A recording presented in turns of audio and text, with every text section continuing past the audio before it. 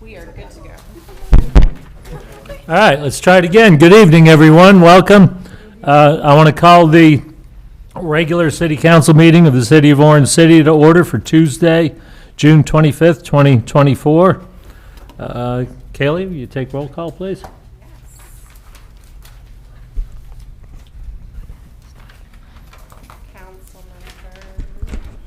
Councilmember Stafford. Here. Councilmember Grimm. Here. Councilmember Marks. Here. Councilmember Darms. Here. Councilmember Papello. Present.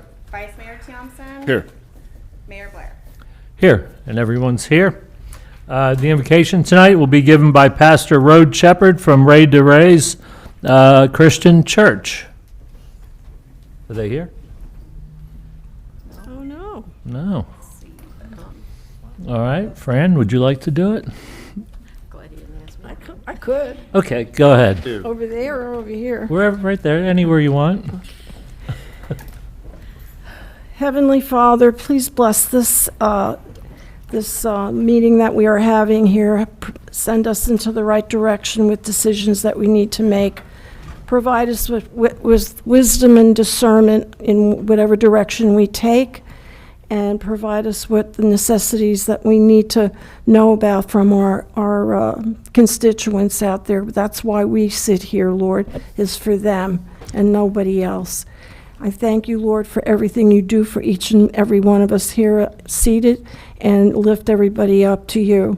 In Jesus' holy, precious, and glorious name, amen. Amen. Please rise for the pledge. Pledge allegiance to the flag of the United States of America and to the republic for which it stands, one nation, under God, indivisible, with liberty and justice for all. Good job, Fran. Thank you. That was very welcome. God bless you. Very impromptu. All right, item number 1A, absences. Shall the absence of Lisa Stafford from the June 11th, 2024 City Council meeting be excused?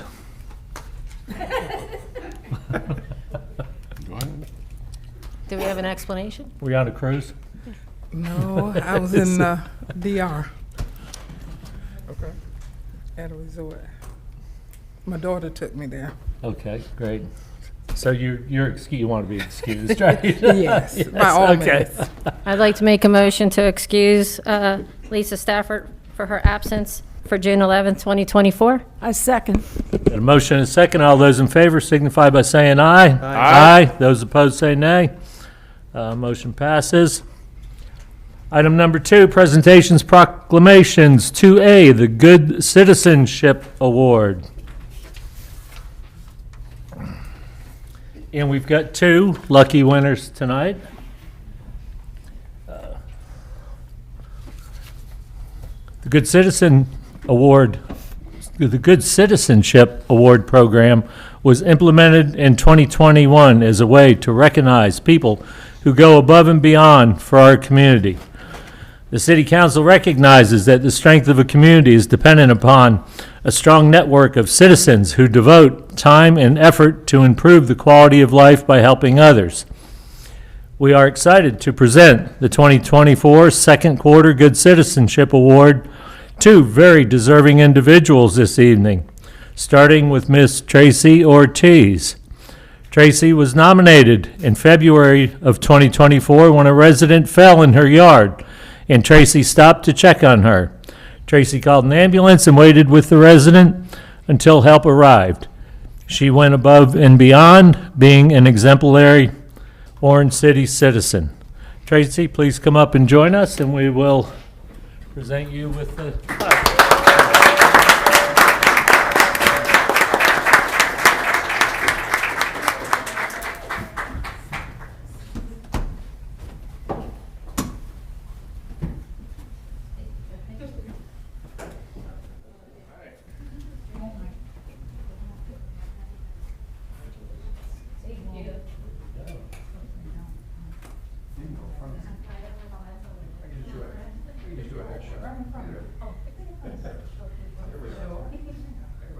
Cheese. All right.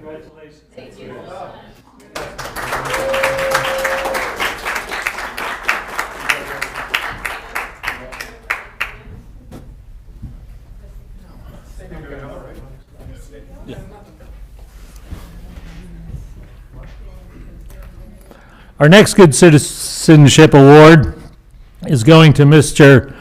Jared Kolkowski. Did I say that right? Mr. K, right? That's what everybody calls him at school, Mr. K. Mr. K, as the University High School staff and students call him, is being honored for his dedication to his students during the week and during his time off. He is known to give up spring break, winter break, summer break to continue practices with his band, which the students have reported actually enjoying under his direction. Wow, that's impressive. Under Mr. K's leadership, UHS Marching Band was awarded several awards, including their first Otto J. I'll need help with this one. Krushar. Kroshauer, thank you. Winning superior ratings at the district music performance assessments and attending the London New Year's Day Parade. Jared, come on down.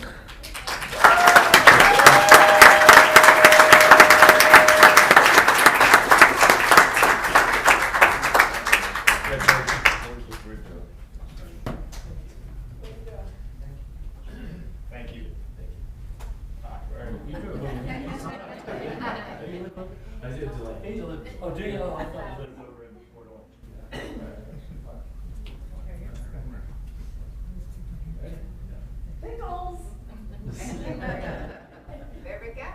Thank you. All right, congratulations.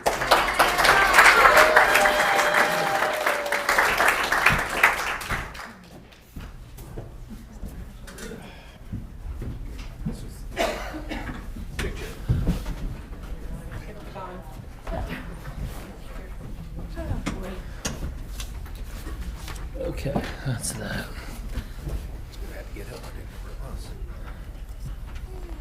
Okay, next, 2B, Development Services Budget Presentation by Becky Mendez.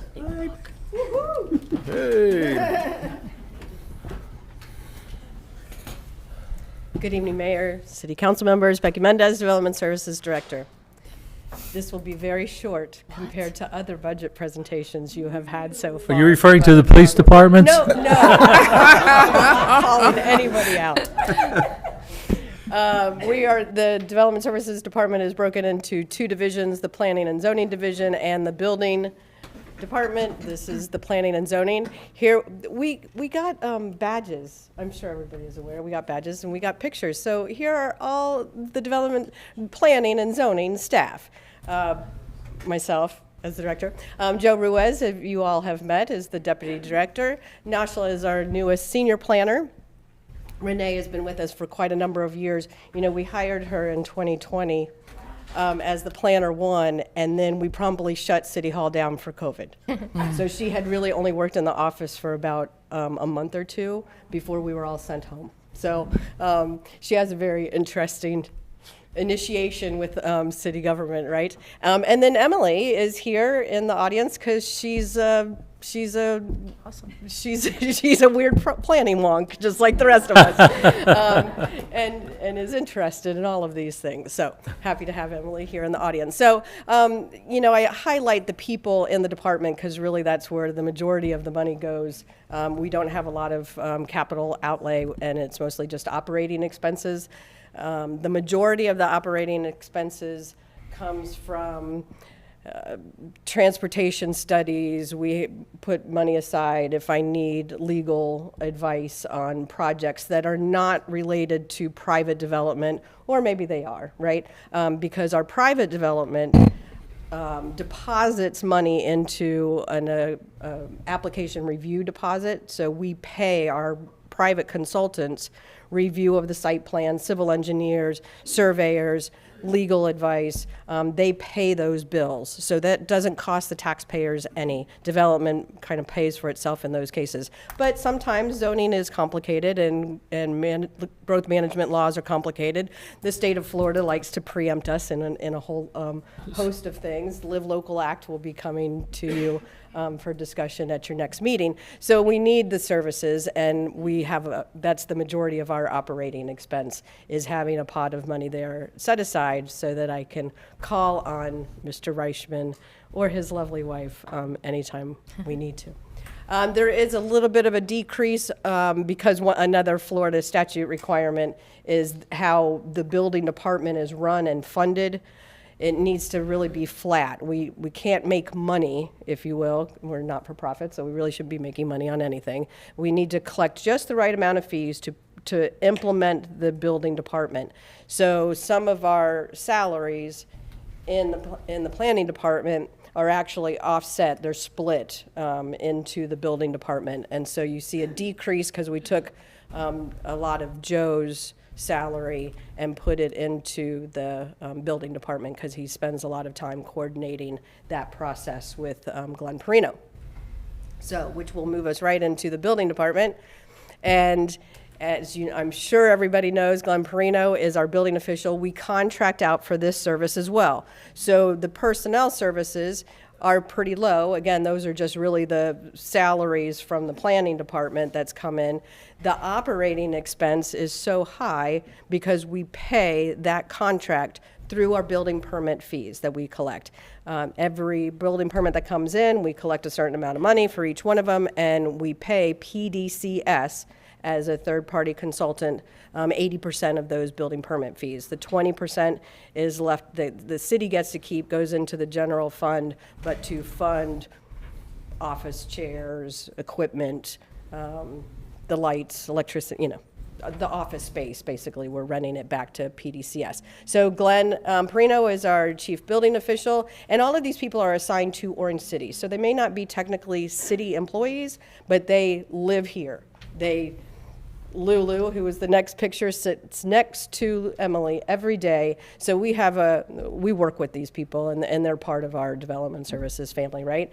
Dar has been with us for quite a while. She doesn't sit up front all the time unless she's covering for Lulu, so you may not see her as often, but she's been here for years.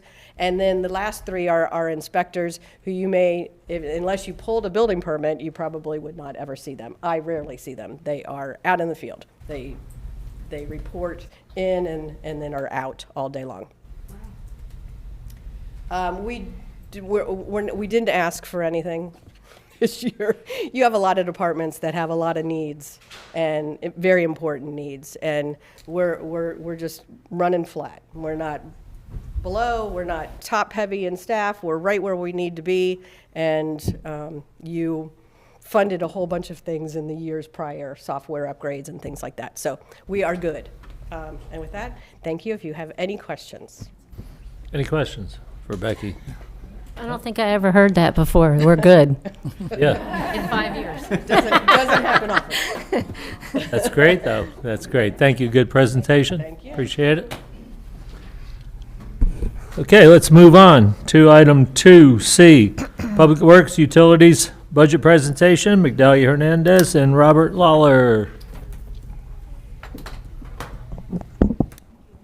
Good evening, Migdalia Hernandez, Public Services Director. This is going to be my last budget presentation because I'm retiring. So I tried to give a good spin of this presentation because this council, with the direction of Dale, of course, have done a lot. And I wanted you to have a summary on this presentation of our accomplishment so I can leave you where we're going and what I'm proposing to go. And it's up to the rest of the people who get hired and people who are in place to continue the good job that you guys have embraced and let us do. So this presentation is going to be on two parts. I'm going to take care of the general fund and the stormwater enterprise. Robert Lawler is going to take care of the utility services. So the agenda today is gonna go, I'm gonna go about public works accomplishment. I'm gonna try to lump the important things that this council have approved for the last, I would say, 8 years. Then I'm gonna go to the budget, because a lot of the stuff are not done yet, and we need to keep on moving.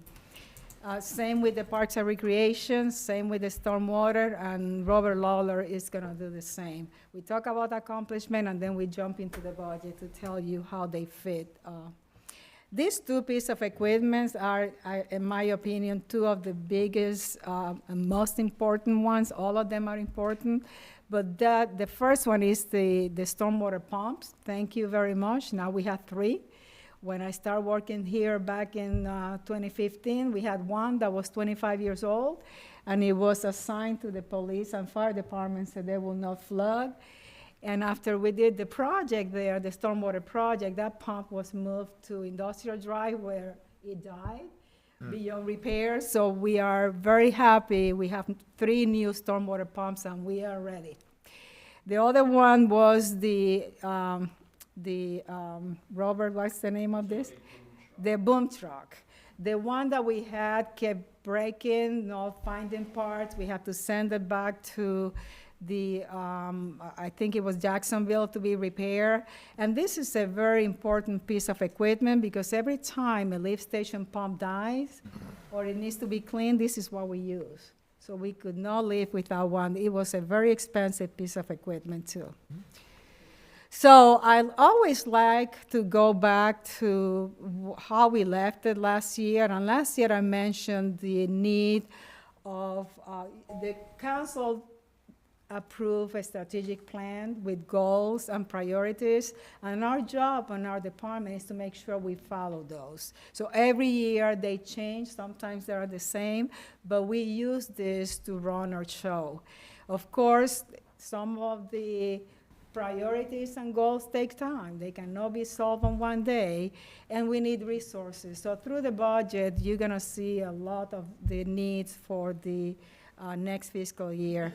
And that picture, of course, show we have 4 people in the Public Works division, maintenance, in streets, and they all 4 are trying to fix a road. So it's something we're gonna be talking about.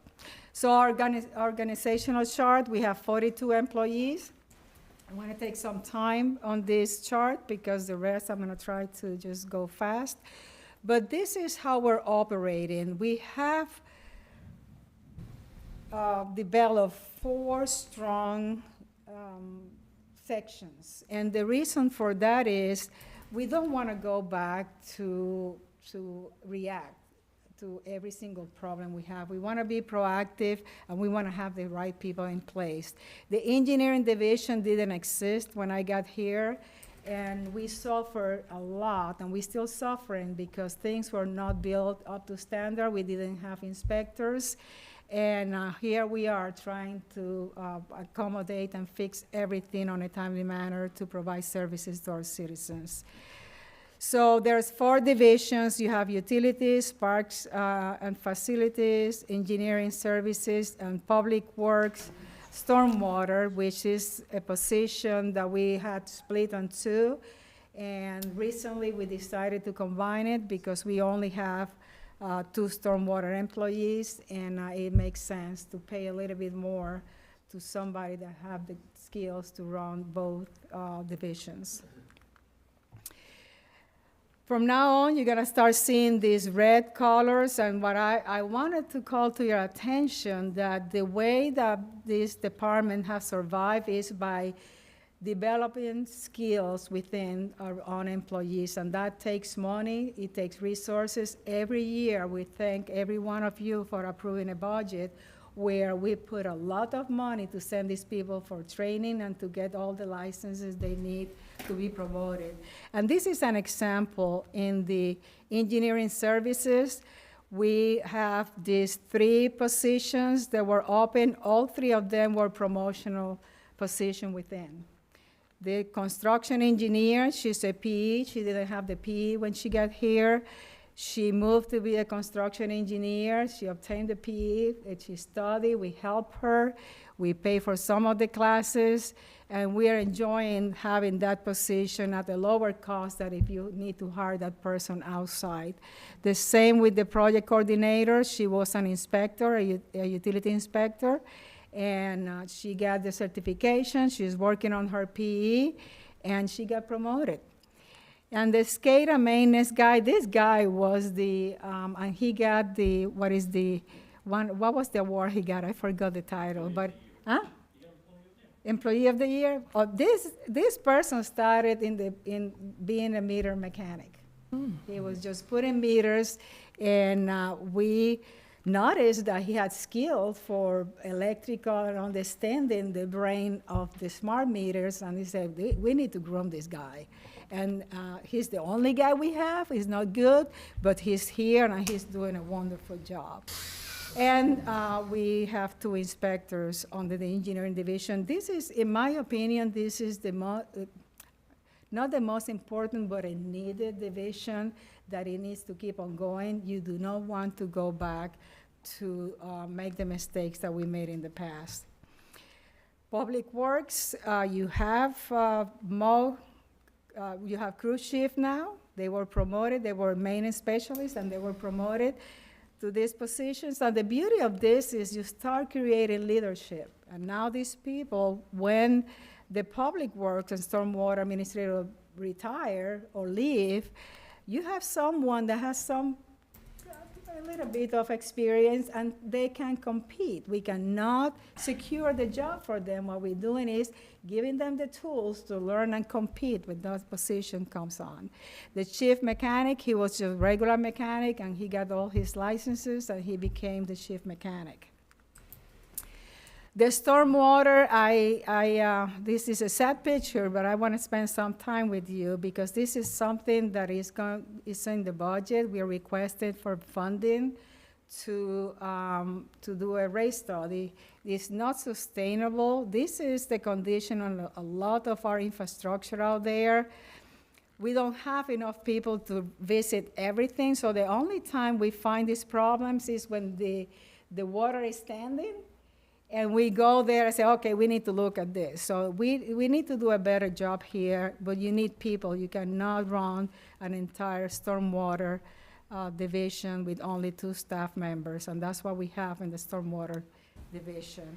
This is an example of how we're managing.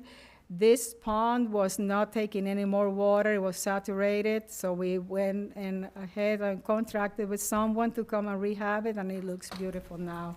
And is operating as intended. For Parks and Recreation, the same deal. We created a cruise shift position. Again, the intent is to give some leadership. And the other thing is when the manager goes on vacation, you want to have someone that can keep on running the show. So this is all good. This is the biggest one, and I believe is the one that I'm very proud of it, because we have the staff that were willing to bite the bullet and get trained and get all the licenses that they need. And not only that, we were able to promote them. When I first got here, none of the distribution people had licenses, which are required by DEP. I have to put them under the operators for a while until we get licenses, and Robert has a slide showing you how many people we have with licenses.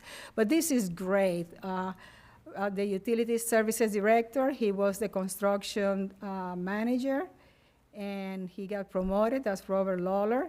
And all these people have received all the training they need to grow with the city, saving the city money because we don't have to hire outside and compete with those high salaries out there. The plant operator, we have a plant C, a water treatment facility classified as C, with an operator manager required as B. He has an A. What it means is when we start adding all this heavy treatment, you don't have to worry about it. You have someone that can lead the division without being on violation. So this is all good for the city. This is a division that has grown and is doing a good job. This is my crying slide, is because, you know, I'm here for 9 years, and I'm trying to show you how many people we have added to my divisions. Not that many on Public Works, not that many on Parks and Recreation. The only division that got a lot of people were the Utility Department, and that is because we did the rate study and the council approved 8 new positions. So we have filled 7 of them, and the last one is in the budget for you to approve. The stormwater, 2 people, that's been for a while as 2 people. As we keep adding infrastructure, we're not adding people. That one will have to be revisited with a good, strong stormwater rate study. So the accomplishments, this is a wonderful slide, and you can see how we've been able to do more with less people. This is an example. Previous to having this piece of equipment, we had a crew of 4 or 5 people maintaining right away. Right now, we go with this machine. This is the Albertus way. We did this work on 45 minutes. This took like 20 minutes to go from one side to another one. The biggest time was picking up the debris. Yeah. Now we pick up the debris and we go to the shop, and we don't have to go to the landfill immediately because we have this shredder here. So we do mulching over there, and when the pile gets big, then we put it in a truck and we take it to the landfill. Saves time and resources. It's the same story with all the equipment. This one here, our bucket truck died. We cannot find any longer, we cannot find parts for the bucket truck. A new one is over $200,000. So the staff came together and said, hey, Migdalia, we only use the bucket truck for $1,792. Why we don't get this scissor lift and we use it for everything that we have to do around, including trimming, and it works. So what you will see in the budget is not a $200,000 truck. What we're asking is for rental of a bucket truck for Christmas only to put banners along 1792. Thank you very much. However, if you see here, some of the work takes people. This is the entire Public Works and mow crew trying to patch holes on Industrial Drive. So we have the equipment, it helps a lot, but some works requires really hands to do it. Same story with Parks and Recreation. Parks and Recreation got a lot of equipment. Now they can go and cut trees inside the woods, and this will go in, and they can just bring it back, shred it, and wait for a later day to take it to the landfill, again saving resources and time. I've been talking about this asset management plan for a while. We couldn't do much because we were waiting for the ERP to be implemented. And I wanted to take a few minutes on it because I want to explain the difference between the asset management that is used by finance and the infrastructure asset management. The infrastructure asset management basically takes, let's pretend this is the water treatment plant. The water treatment plant has many elements. It has pumps, it has generator, analyzers. All of those are assets that have to be maintained as per manufacturer instruction. If you don't, they're not gonna last the time that you want them to last. In the case of the main water plant, we have green sand filter. They should last 20 years. However, if you don't maintain them as per manufacturer, they will not last that long. And it is needed. Right now we have all the assets into the GIS. What we don't have is the communication from all that equipment into GIS telling me if the asset was served, how long it took, and who did it. Right now, there's paperwork everywhere, and I have to tell you, during the hurricane, we suffered through FEMA's request because we could not produce the maintenance record for well number 4, which got hit by lightning, so we didn't get any money from FEMA. One of our generators in another location because, you know, we just didn't have records showing when they were maintained. And FEMA is not gonna reimburse you if you don't show that you're maintaining that asset as intended. So this is basically what you see. You have a work order management that ties in to this GIS. So if I'm a manager, I click on the generator, I know when it was purchased, that the maintenance is being done, and if it's not done, I will get an email saying, hey, your employee didn't maintain this asset. So you can go after and say, hey, what happened here? You can't do that. Right now, we don't have that, and it keeps growing. This is something that is happening with new staff. They don't have the institutional knowledge to know where the metal pipes are and plastic. So what is happening is we have customer complaint with this colored water. We send our staff out there. The first reaction is to flush close to the home, right? And if you have a metal pipe here that is causing the problem and you're not seeing the map that there are multiple customer complaints, you're gonna flush, and then if the problem is coming from here, you're gonna move it all over the city. You know how many times I've been here saying, we have a citywide problem, we can't attack it, we don't know where the problem is. So it is another tool that is needed, especially as you get new people and that institutional knowledge is not there. You do not want to flush if the problem is coming from a metal pipe because you're moving the problem. So this is one of the things that you get from this asset management. And I already talked about our problems with delivering and getting the information for FEMA. The other one is, I made a copy here as an example. This is how we do in our asset management right now. This is all the GIS. Information is entered as the construction is completed and by our GIS technician. And then when the guys are on the field and they're trying to isolate a valve, well, guess what? Sometimes the information is not there, so the poor guys are going out there drawing all these pictures as they're digging and giving it to the GIS person for her to update it. Well, we only have one GIS person for the entire city.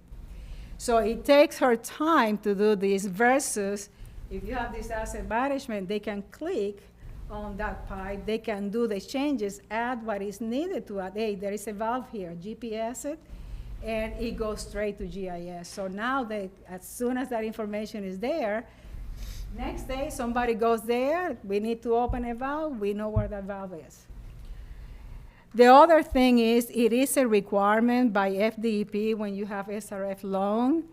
What we have done is we put it on the pass rate study, and this year finally we got to hire an engineering firm who's working with us and putting the bid specs together so to bid it out, but it's a requirement. Now, what the city can do is at the later time, once we know what we have, I always put money in all the SRF request for inclusion for this asset management.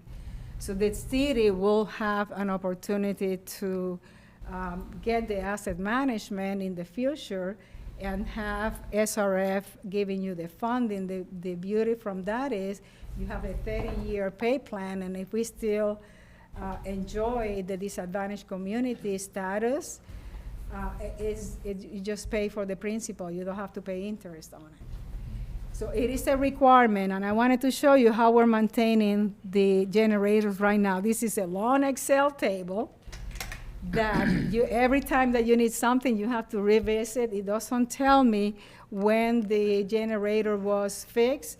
And in fact, we bid out some generators, and I told David Santiago, do not buy the generator I heard from the guys that have failed so many times. It costs so much money to fix it. It's a brand-new generator. And when I asked the staff to give me all the work orders, nobody have records. They were done on paper, but we changed management. So the manager filing, the previous manager filing, the new manager is like, I'm looking and I can't find them. It probably was electronically filed. Again, the beauty of that is all gonna be on GIS on the top of your finger, and all the generators are on GIS already. It's just not talking to a work order system. So, the other thing is I wanted to tell you how much we spent on a pipe rehab we did in 1792. I cannot find the records. So it was not recorded on GIS. So the issue with that is now you have an asset that you fix. You don't know if it fails again, is the asset still on warranty from the people who do the job? I look everywhere. I wasted resources from everywhere. So I don't know. It got fixed. And I remember I told Raul when he came to me, I said, Migdalia, it's going to cost, I think it was $30,000. I said, Raul, we're only getting $24,000 from DOT. You want me to spend $30 on fixing it's yours, Migdalia. You have to do it. So I don't know how they did it, but it got done. I'm pretty sure that it was legally done because the staff, finance will not approve it. What I'm thinking is maybe the staff did a little bit of the work, and then the contractor came behind it, and it was under operating. That's the reason I cannot find it. But you need to think about this because DOT is only paying the city $24,000. We're maintaining 4.55 miles along US 1792. We're responsible for the ponds, we're responsible for the landscape, the irrigation system, trash remover, moving, fertilizing, chemical weed. We have, it's a lot of money. So it's something that I will recommend the council to look into it. The agreement expired in March 22nd, 2025. Next year. So you have to start thinking about this and give direction to the staff of what to do. It may be that you just do the landscape if that's all you want to do. If you only do the landscape, you will get $7,500 a year. Believe me, it costs more than that. Just picking up the trash before we mow is 7 people for 2 days. Wow. Picking up trash. And you can't mow if you don't pick up the trash. The stormwater system is not in good condition. It's a matter of time that they start caving, and the city will have to find the money to fix it, and it's not cheap. We just did one recently in a subdivision, $42,000 for a piece of pipe on a manhole. All the trees on 1782, guess what? We're responsible for them. When they fall, you have to remove them and pay. And I'm giving you the price for 2. So there you go, almost $9,000. And you're getting $24,000 a year. It's not my show, it's your show, but I'm just giving you this piece of information. You really need to think about it. So the alternative is just tell FDOT to do it themselves, and then it looks horrible again. Correct. So that's the reason I'm giving you the landscape only. Dale, you want to say something? Only Migdalia and I have discussed this at great length. We strongly recommend that we not re-accept the FDOT contract for last year. There was a separate failing stormwater system that they wanted us to fix underneath the terms of our $24,000 annual contract. We are not fixing it, period. It is unfair, it is wrong, it is a very expensive proposition. They need to do that. So, I don't mind renegotiating, but each year they have decreased the amount of money they're willing to make available to us while increasing the amount of responsibility that they're expecting the city to pick up. Whether or not they will bifurcate their contract to just allow us to mow grass, I do not know. It has been an all or nothing proposition in our prior discussions with them. And if it means our medians look a little shaggy, then I would say we go that way, because we cannot afford to correct the state's failures to maintain their stormwater infrastructure. Right now, the irrigation system doesn't work, but guess what? The lines are under the paved area. I had a meeting with them 2 months ago. I said, listen, here we are again this year. I need help. I can't dig all that paved road, and it's the safety to our staff, for our staff, and repair that irrigation system. Okay, we're gonna talk about it. 3 months, I haven't heard anything. So something to think about it and give the staff directions. So now we're getting to the budget, and all of the budget, the next slides is just everything that we talk about and where we're going, staffing and work to do. You're gonna see it on the next slides. So the one thing that the finance have to do was split fleet and facilities from streets. So you're gonna see some reduction. It doesn't mean that we're doing less. It means that the funding was split between the two. So regarding the fleet and facilities operating budget, this is a good example.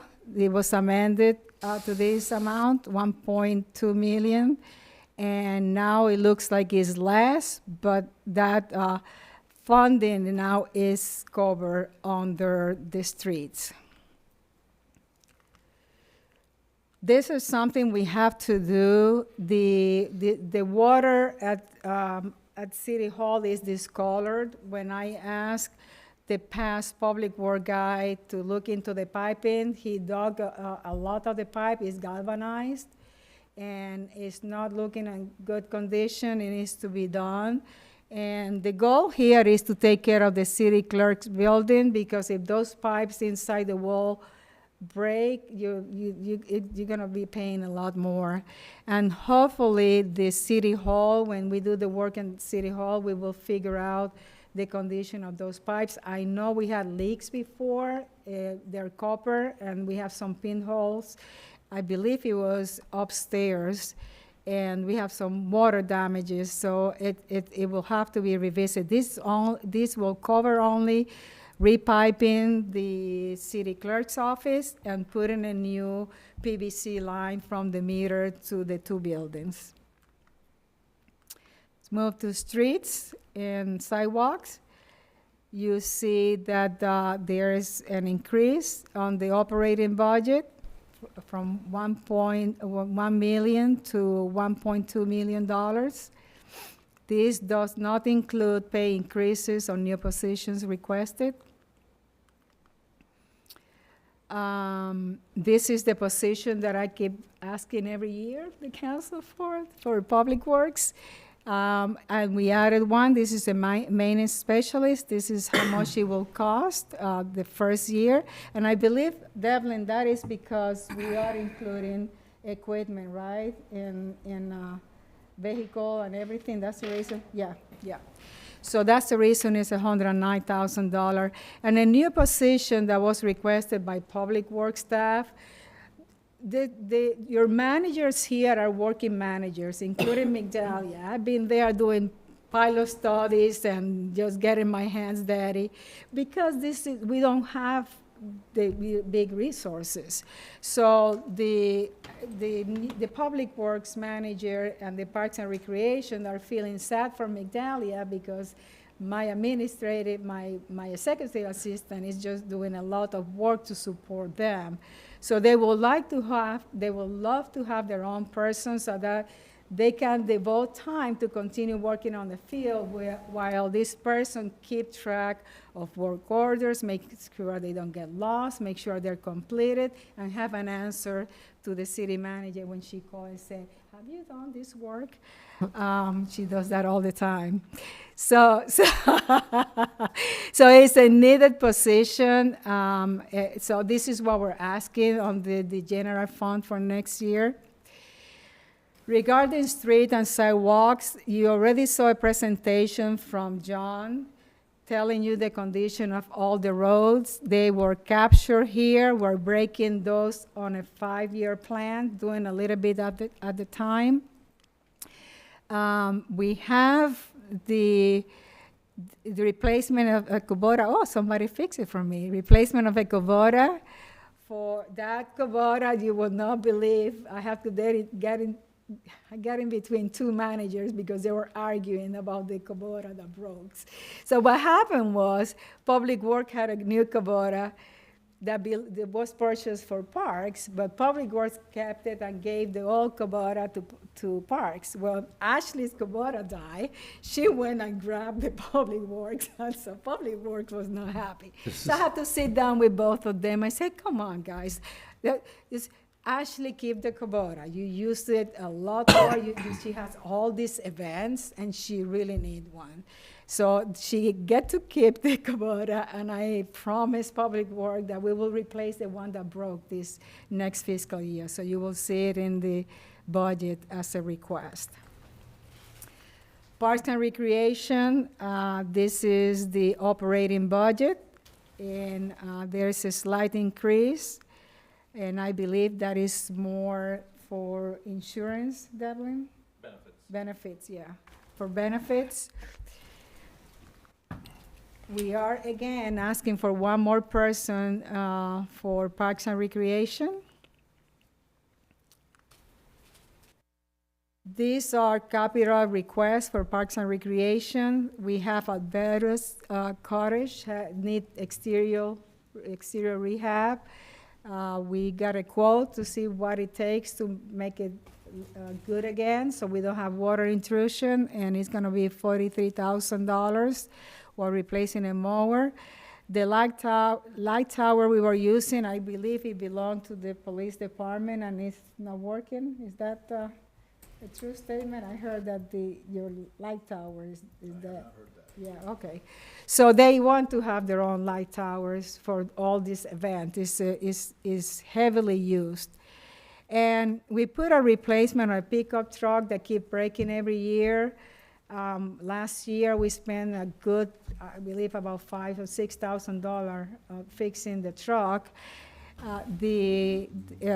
Devlin gave you a report on the lease status, so we are just putting the money to replace it and don't have a lease. So that's in your budget. Stormwater, you have the personal services. The operating is such a small division that everything is there. The debt services are for the SRF loans that we have, right, Devlin? Yes. Yeah. And it's decreasing, and that is because a lot of capital projects are, a lot of projects that we were working on are completed. So the stormwater, we are asking for miscellaneous engineering services. That is, if we have a little question about a stormwater issue that our engineer cannot answer, he can grab the phone and call one of our consultants and ask that question. We're asking for a stormwater equipment operator. I put that every year. I do realize that until we have a true rate study for this stormwater enterprise, it may not be a position that we can afford at this time. Right now, the general fund is supporting the stormwater enterprise. We have the Shattuck Avenue there for next year. So as soon as this gets approved, we will start with the engineering and design. And we have the Industrial Drive stormwater improvements, and that project is scheduled to go to the State Revolving Fund hearing in August 20 this year.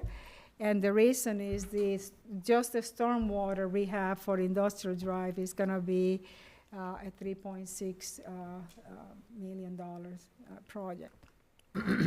So that is my presentation on the general fund and the stormwater enterprise. At this time, I will entertain any questions you may have. All right, anyone have any questions or comments? Thank you, Migdalia. I don't know thank what you. we're gonna do without you. Oh, you will right. figure it out. This is Robert's show now. Can you still get us money from home?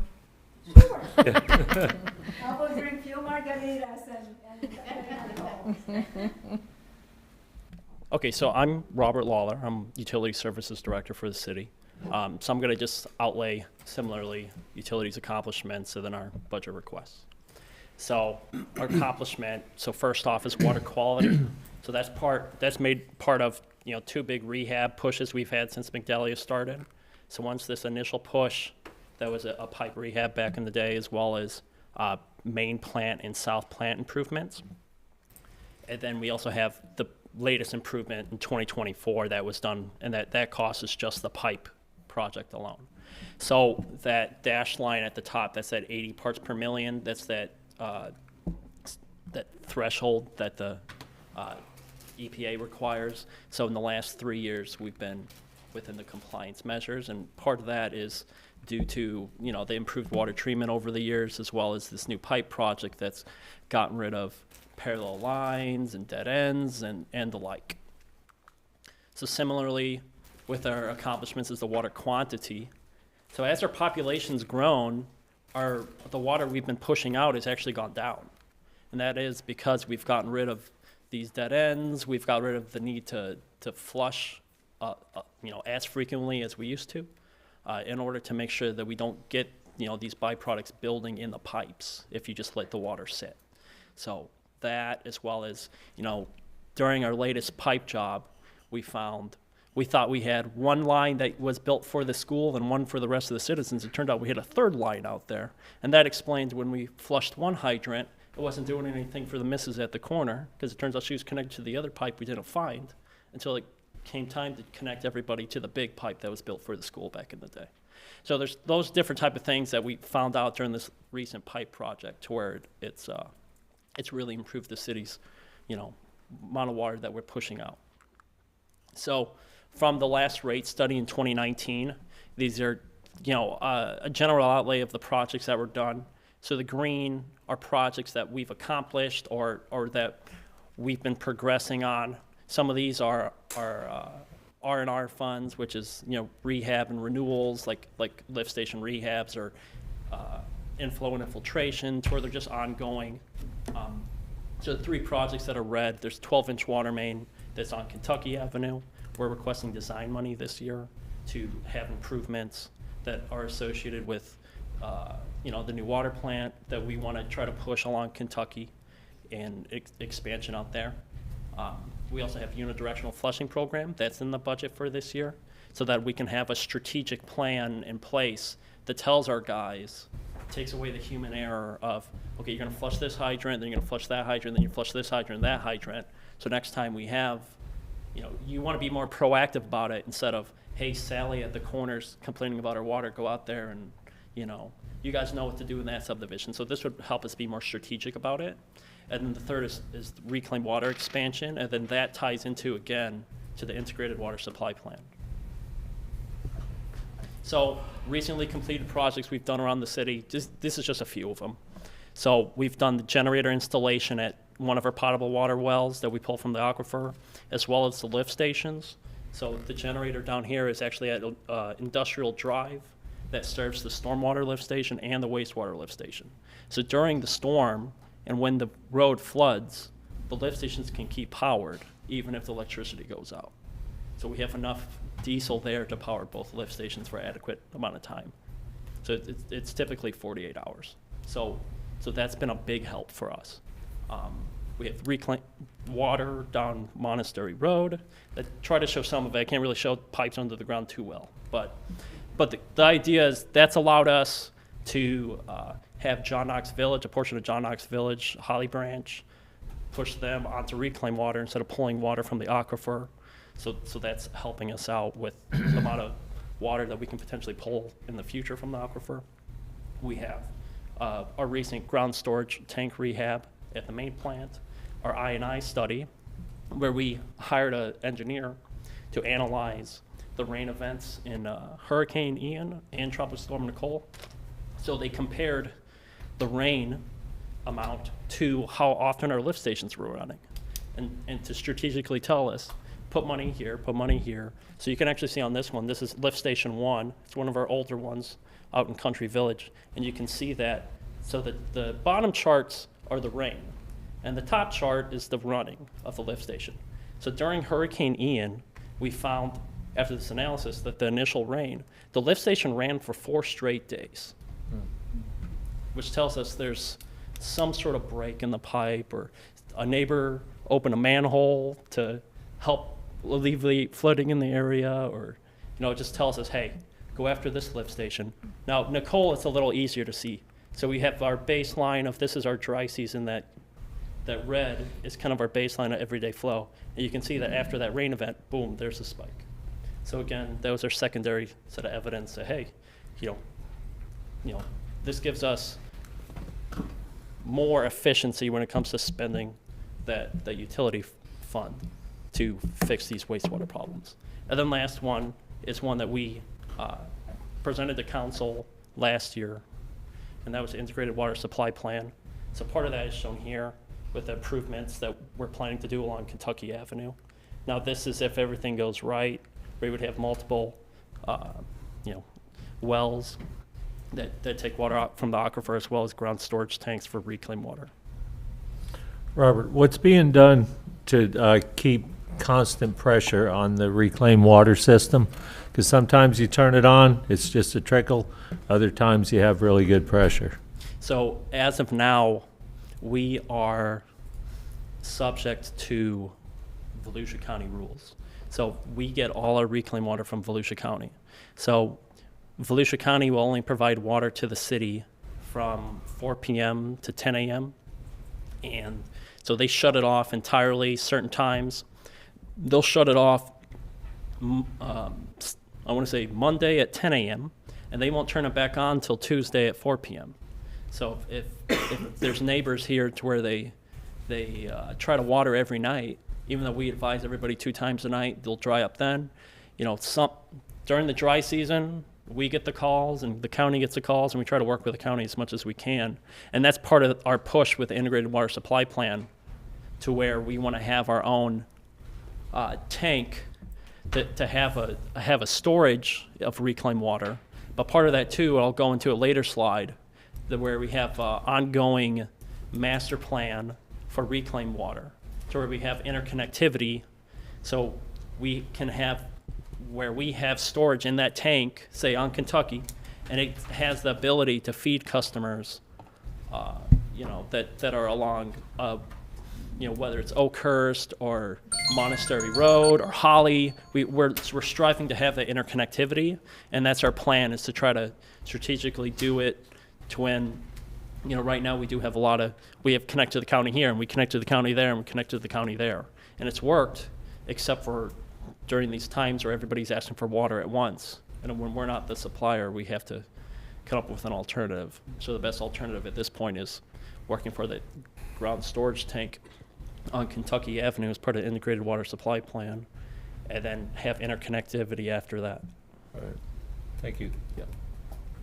So the big projects that are nearing completion now, so we have 3, or 3 big ones. So each of these have some level of state funding or federal funding, thanks to Migdalia. So the first one's the green sand filter system. So that's at the main water treatment plant. So that's also to improve water quality. So we're getting pretty close there. You can see the large storage tank for the backwash water. We have contact chambers, chemical injection, booster pumps, filters that have, green sand and anthracite. So it's a whole thing. We have the recent pipe rehab project. You can see, we have the pipe rehab project. That was a $13 million job with a lot of pipe replacement, getting rid of old pipes, old service lines, those of the likes. You can see a new fire hydrant here and just new piping all installed. And then the septic to sewer. So this is the current status of the lift station behind City Hall. So there's those 3 jobs going on right now. So this is what Migdalia alluded to earlier with our current staff on the operations side, as well as their licensing. So I try to color code it as best as I could. So everybody on the team that does not have a license, just to leave it at that, does not have that in their job description, or they haven't been in the city long enough to have that. So everybody else you can see here on the water distribution has that water distribution level C, except for our 3 new guys and our cross-connection technician. On the water treatment side, we have Chris that recently got his level A, which is really impressive. We have Carlos that started off as one of the guys on the, typically Rick on his side is the recruiting ground and the trainer, and he has to say goodbye to his guys, and typically they come over to water treatment or go be an inspector or go work as a SCADA operator. So Rick's seen guys come and go, and he'll take guys that used to work at Walmart as a greeter or a phone tech, or now with our recent pay band changes, we've had better luck with getting good employees in the door. And we hope that with training them and having these incentives, when you do get your training, you do get a raise, that we keep them. So we've been better off where we've gotten guys recently. Hey, that's all, folks. Presentation's gone. Well, there we go. We've had guys to where they've come in. We've had one come in with a license, thanks to those increases. We've had someone come in with experience with utility locates, and another one that's come in with experience at lift stations. So we've had success with getting people through the door, thanks to the changes that we made with the pay bands. I want to say it was 2 years ago at this point. But again, with the trainings, we do our best to try to keep them here. So for this next year, we're asking for a position reclassification. So as I said, one of the employees that we got, we didn't have to train them on all the fancy equipment that we went out and bought. So we have at least $20,000 worth of equipment in this top right picture. And it's important that we have somebody on staff that's trained and knows how to use that equipment, because when you're working in water, you're pulled 15 different ways to where you don't really have the ability to gain a specialization at a small city. You become a jack of all trades. Whether at a bigger municipality, you have guys that specialize in hydrants or specialize in meters and those type of things.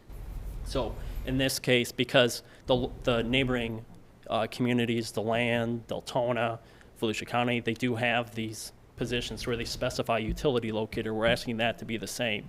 So we can have somebody dedicated that can use that specialized equipment that's required in their job description to do that. We receive 3,000 of those tickets a year to go out there and go paint on the ground. You better hope they don't kick the dirt too much, or else your paint's gone. So there's a lot of responsibility with that position. It's important to prevent utility breaks. And then, I compare it to the football kicker, because it's high stress and low reward. If they do their job, you never hear it. It's when the mark gets missed and something gets broken is when you hear about it. So it's important to reward somebody on what they're doing day to day in that level of high stress job, knowing that if they make one mistake, it could cost thousands of dollars. So our 2 position requests, so this is the first one. So one's an intern for GIS. So this is a part-time and seasonal position. So as Migdalia said earlier, the city has 1 GIS employee.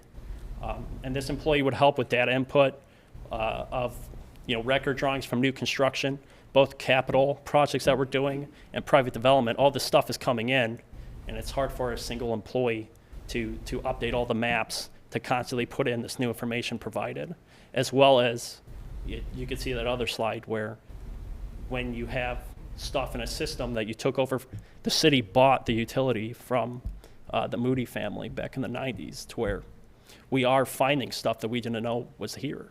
So that's the type of stuff we need to get into the maps as well, and that's where an intern would help. And then last off, our 3rd position request is for a lift station mechanic.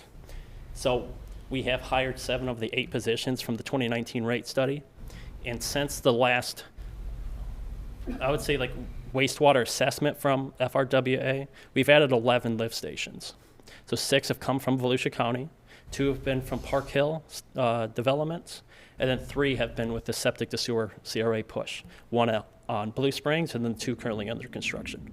By the end of this calendar year, we'll be up to 27 lift stations, and the industry standard is to have 1 employee to main every 10. And right now, we have 1 full-time lift station mechanic, 1 guy that's a chief over the wastewater team, so he's doing site adventures as well as taking care of lift stations, and then a 3rd man that's dedicated to the manholes and the piping. So it would also help us prevent SSO and provide a succession plan ahead of our future septic to sewer projects.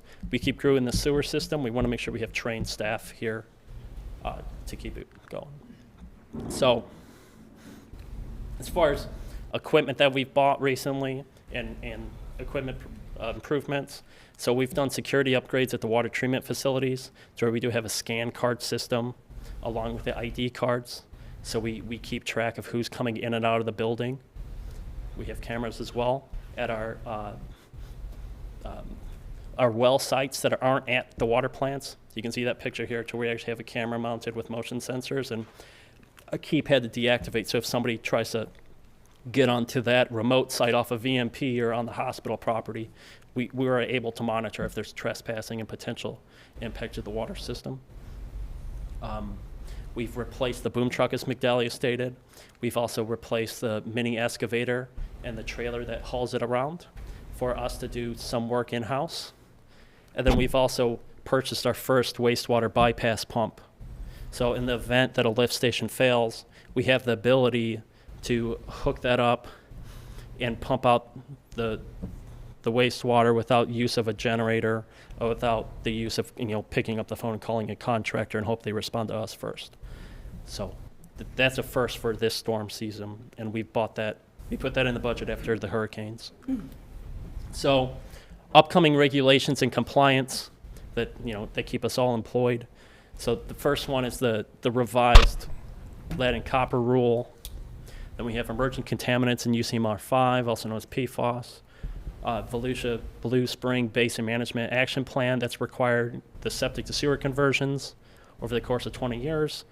And then the consumptive use permit renewal that's required to monitor our aquifer pool along with Volusia County, Deltona, and DeLand as a community. So our staff actions in progress for this year is the service line inventory, pilot testing at the South Water Treatment Plant. So you can see here, this is actually, we got the equipment in yesterday and started to put together the pieces. So this is us testing a couple water treatment types of water treatment on a really micro scale to see what's going to work best before we go macro with it and ask for millions.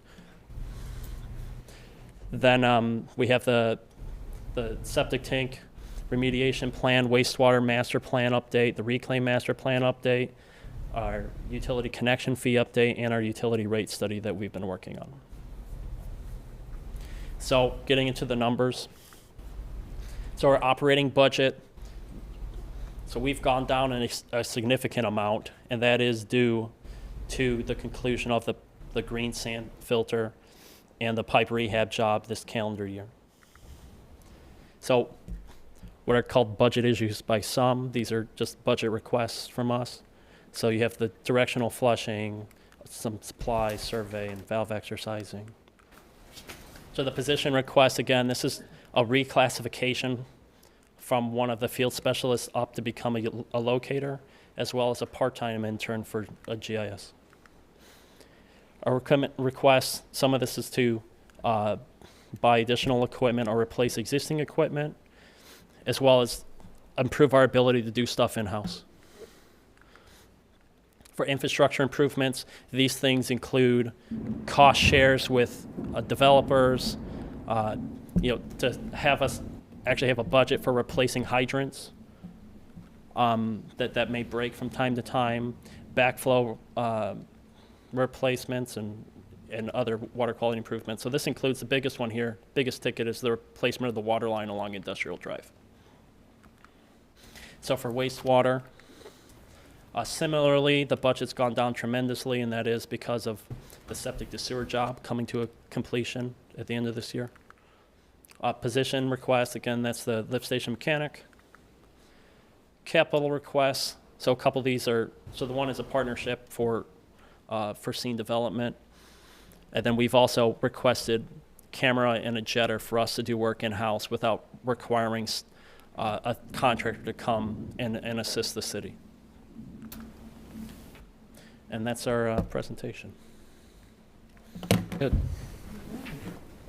All right, anyone have any questions Thank you. for Robert? Comments? All right, thank you, Robert, very good job. Okay, let's move on. Move on to item number 3, citizens' comments. Tom Idell. Nobody worries about a leaky roof on a sunny day.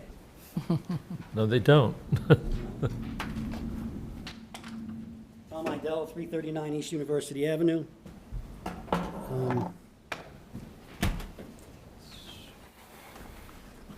During the last city council meeting, I addressed the changes in the power structure of the Historic Preservation Board. The lack of checks and balances is still very concerning to me, but those changes passed, and so we move on. Over the past 2 weeks, I've done a lot of thinking about how, as a resident, I can participate in historic preservation, especially since the appointment of the board now largely is ceremonial. My term is up next month, and I think it's time for my service to conclude. I will not be applying for another term. Hold your applause. I do want to thank the mayor for actively pursuing me, my construction experience years ago, and encouraging me to get involved. I have enjoyed my learning about the rich heritage. I did what I could to protect and preserve architectural and facilities. Some of those efforts were successful, and many others, but my commitment to preservation is not wavered. Moving forward, I believe I can do more as a historian than I can as a board member. After July 26th, I won't be subject to the Sunshine Law and can speak freely about the causes that are important to me. And I know the causes to historic preservation is important to the community around here because we had 20 signatures when it came time to look at the shuffleboard. Okay? I still will attend these meetings. I'll still do my 3 minutes every week or every month, and I still will attend the Historic Preservation Board meetings. Right now, it's pouring. 8 months ago, I recommended to this board that we do an emergency repair on the City Hall. And City Hall, right now, I can watch the gutters rolling over the top. There hasn't been fascias on that building for 18 years. 6 years ago, Mr. Mayor, you and I stood and looked at it, and we came to that conclusion. 18 years there hasn't been fascia boards on this building, and right now, I guarantee you the walls are leaking. Okay, you'll get a report on what's coming soon and what you're going to do about it, but until then, we are still destroying that building. I really appreciate everyone that stood by me.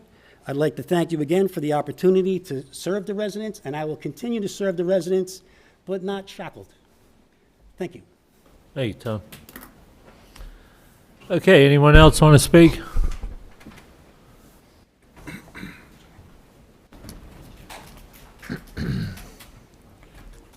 All right, Stephen Sanders, 623 Swan Range Road. All right, I've got a lot to say and a short time to say it. So on Friday last week, I notified the city manager and the city clerk of 134 names being released with their driver's license information, date of births, and other information that was released out of a David spreadsheet. So those people should be contacted because, like I said, their information now has been leaked to the public technically, and that wouldn't be the first time this has happened. I have multiple reference points of social security numbers being released to me. I have, is it the shop, Elaine's Salon over here? I was released by, I believe it was Maria, her actual social security number, her date of birth, her driver's license information, everything. So I'm requesting, actually, I think it's the city's obligation to do a overview, maybe even an independent audit to see how much public information has been released. My information was in that list, that there was 2,000 data points. And I'm telling you guys, once every one of those people finds out that their information's been just disseminated, I pay for redactions.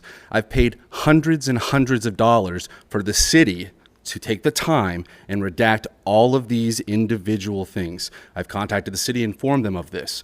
So I definitely think there's need to be a new protocol in place to make sure people's information isn't getting disseminated to the general public.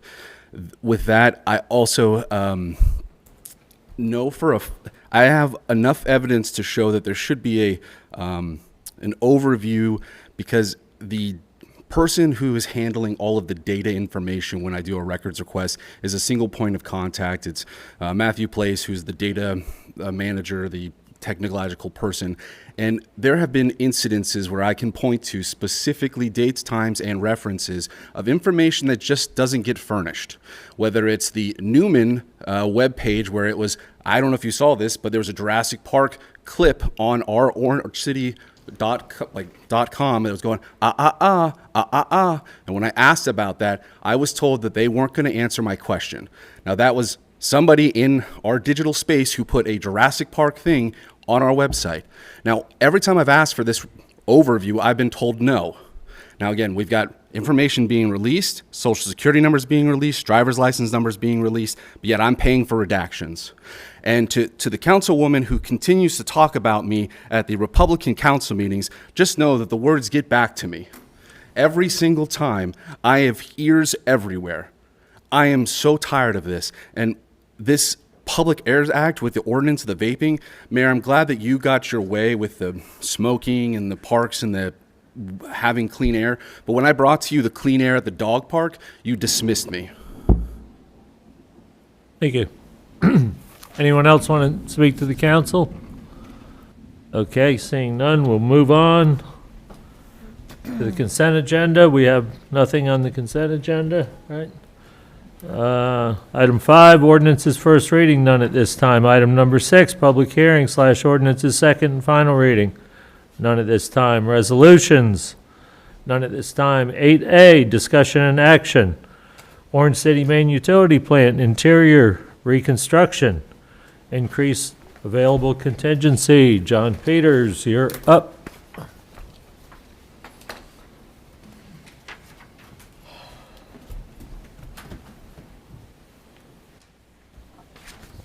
Mayor, council members, I have a 30-minute version and I have a 3-minute version. I think I'll Well, give us a 30-minute. No, yeah. sir. No, sir. Absolutely not. Back in November, the council approved a contract with Culver Construction in the amount of $1,129,900. We set aside a 5% contingency of $56,495. Looking back on it, only having a 5% contingency was not a wise move, because we are dealing with an older building. As construction had progressed, we have run into a number of issues, termite damage, structural column not where the architect indicated they were, door issues, and space between the floors that we're having to change the duct systems in order to provide the HVAC, electrical issue, it goes on and on. One of the things that we don't want to do is, as a project is going on, we don't want to run into a situation where we don't have the money to cover a contingency. So what I'm proposing tonight is that we increase the contingency to a total of 10%, which would be an additional $56,495 on the contract amount. The funding is available in Project C, 2100 Main Water Plant, Water Treatment Plant facility improvements. And we are recommending that the council approve the additional 5% contingency in the amount of $56,495 for the utility building. I'm here if you have any questions. All right, anyone have any questions? Ms. Marks? So will that bring it to 1.12 if we approve this tonight, the extra 10%? You have the original 1.12, and then you have an original 54,000 on top of that, and then another 54,000. So it now would be a total of 1.24, something like Okay, that. thank you. Anyone else have any questions for Mr. Peters? One question, please. Yes, sir. This project is currently ongoing. Yes, sir. what percentage of the project has been completed? The contractor, we had a meeting with them today, and they indicated their contract date goes till January, but they indicated they hope to be done by mid-October. Okay. Thank you. Anything else for Mr. Peters? All right. I'd like to make a motion to approve the funding. This is worded wrong. To authorize the city council to authorize an additional 5% contingency for the contract with Paul Culver Incorporated of Daytona Beach in the amount of $56,495. Got a motion? I'll second. Got a second? Kaylee, let's go ahead and call that. Councilmember Marks? Yes. Councilmember Darms? Yes. Councilmember Capello? Yes. Vice Mayor Thompson? Yes. Councilmember Stafford? Yes. Councilmember Grimm? Yes. Mayor Blair? Yes, and the motion passes. Thank you, John. Appreciate it. Okay, let's move on to item number 9, reports. 9A, the city manager report. Only one, sir. We removed the burn ban yesterday. We're getting enough rain. We will have fireworks this Saturday. And I do want to just remind everybody, because a couple of people have asked me specifically, since this is election season, we've been approached by people who would like to be able to put forth their campaign during the 4th of July event. And of course, as you know, that's not allowable when public funds are used to sponsor an event. So I have denied requests from all running elected politicians to do so.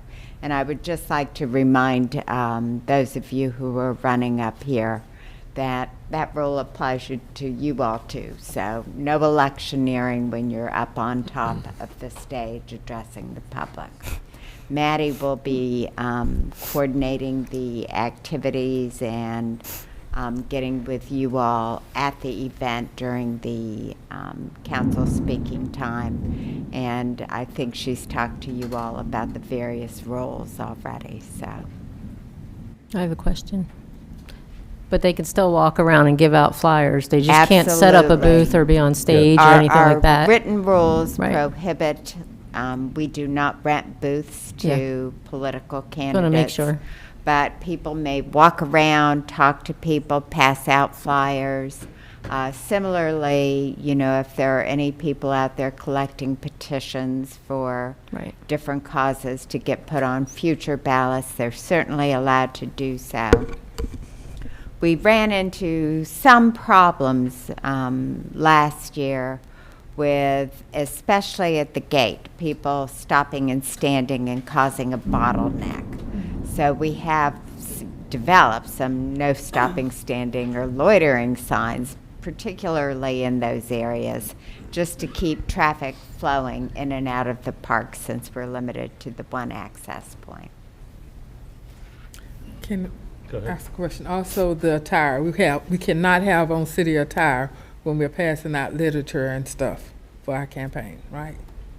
I don't know the that's a answer to good that, question. so. That would not be prohibited. It'd be, the thing about electioneering, which is a state requirement, that there not be used local public funds, you know, at an event where, you know, people are campaigning or that sort of thing. As Dale said, that would apply as far as getting up on stage and making some comments or running your campaign. But as far as handing out materials, you can wear what you want to wear and you can hand out materials. That's not a problem. So I think everyone knows, you know, incumbents have city shirts, so. So you're saying you can wear whatever you want? Sure. I thought if we were representing the city, we should be wearing a city shirt. And if we're campaigning, then we need to be just campaigning. I didn't think we were allowed to mix that. That's why I always had somebody else do my thing.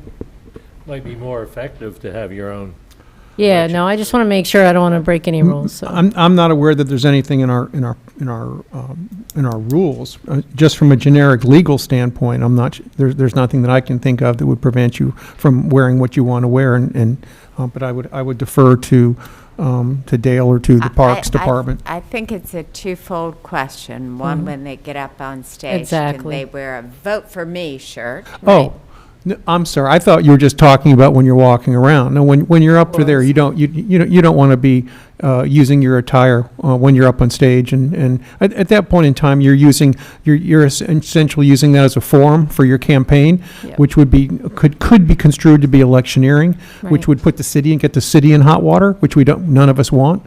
So bring I'm sorry. two I did not shirts. understand that was the intent of your question.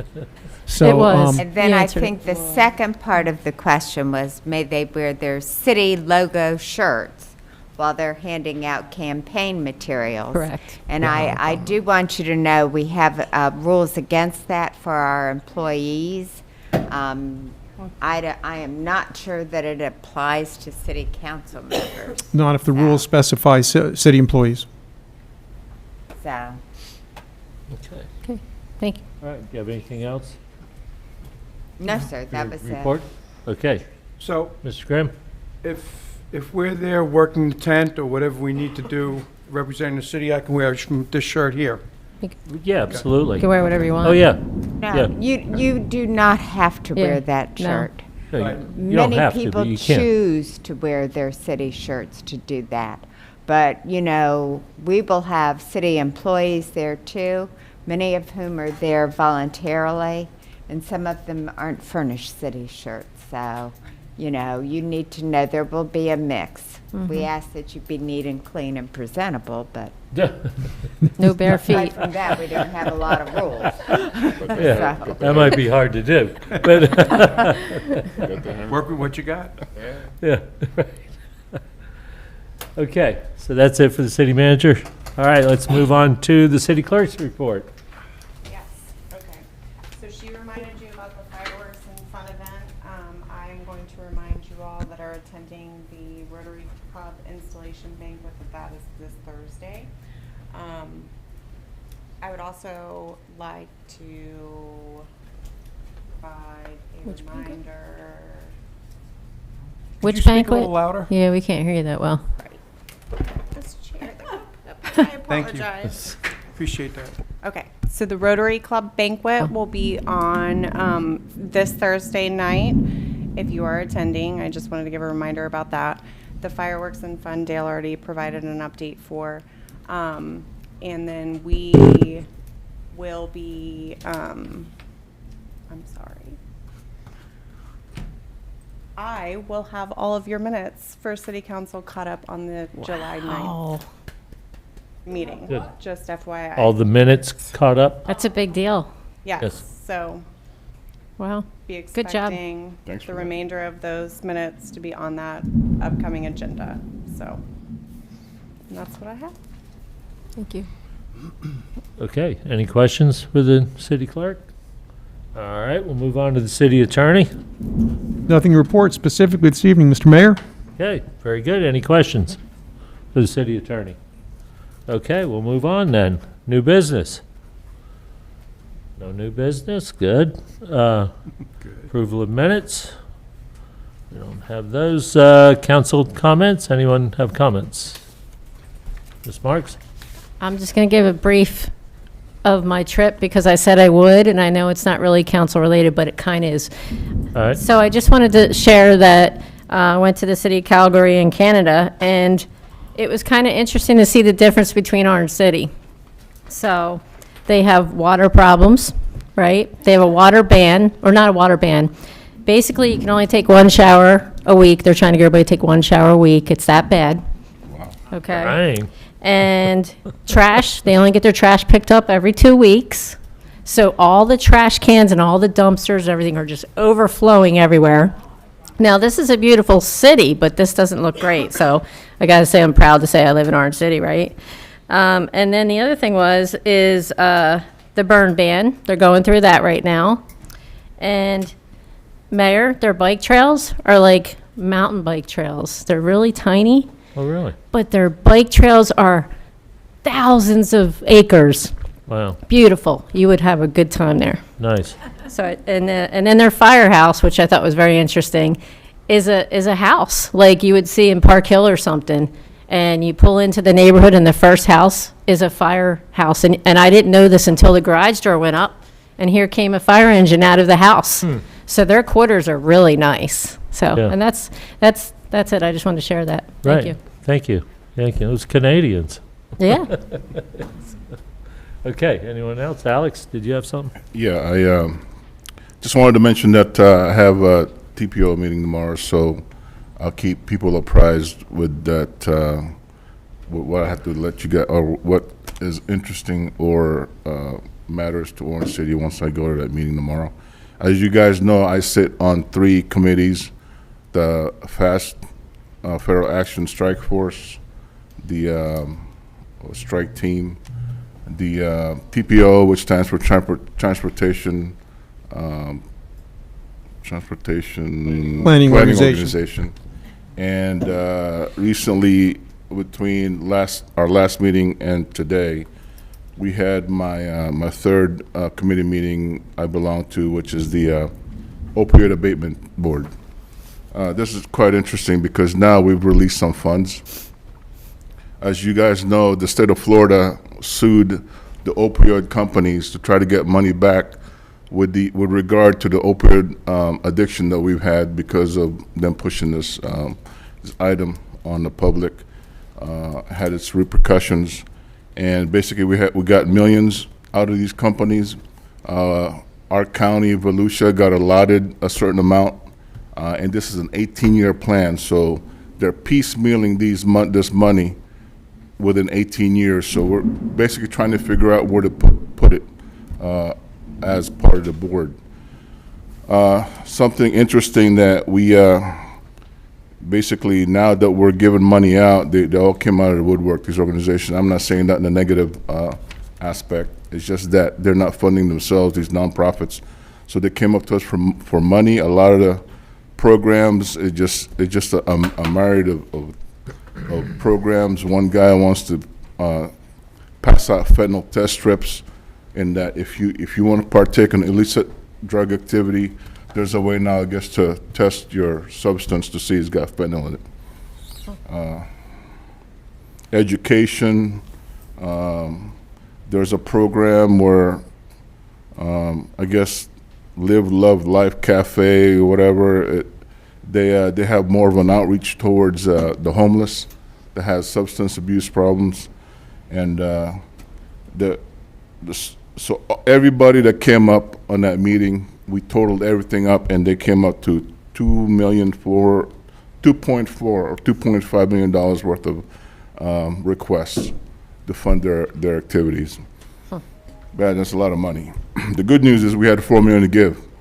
So we basically have money to give. So what I'm trying to specify is that if there's an organization out here that you know of that can use some of this money, there is a grant application cycle. It goes on cycle, so the next one is going to be in October.